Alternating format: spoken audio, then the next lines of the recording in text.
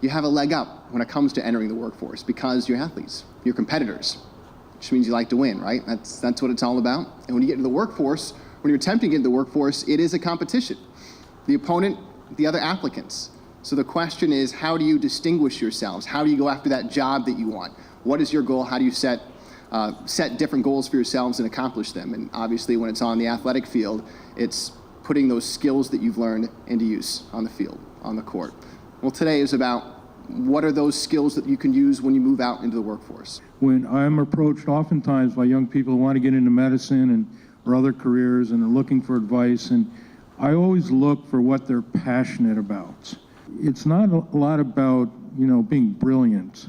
I've had the pleasure of being around brilliant people many times, and I'm not one of them. But it's a lot about hard work, perseverance, never giving up, and keeping your passion alive. Whatever sport you're in, right? Those relationships will likely last a lifetime. They have for me. There's guys I played baseball with that I'm still friends with 30 years ago, 30 years later. And in fact, I just hired one of them. I'll speak for myself, and I got to believe it's probably the same across the board. It would make me very, very happy to be able to hire somebody from UAlbany that played a sport, and in fact, it would be great if they played baseball. That's a network. You have a brotherhood with amongst yourselves, but whether you realize it or not, you have a brotherhood with the people up here. There's a connection that I think maybe you'll appreciate years from now, more so than you do right now, but tap into that network. Don't think about money. You go back to the interview saying, what are the questions? The worst question is, well, what does this job pay? No. You want the job, you want the opportunity. You should do your job of choice for free. You should be summer interns.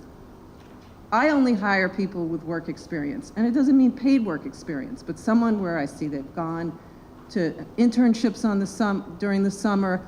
I don't want to teach them how to work in an office. Being an athlete is a great benefit. It's a great benefit getting into the workforce. That's actually a first-hand learning that being an athlete, you're very competitive naturally, so going into the workforce is a very competitive field, and it actually benefits you with that natural ability of just competing and doing well in interviews. So tonight I actually learned that being an athlete is a great benefit.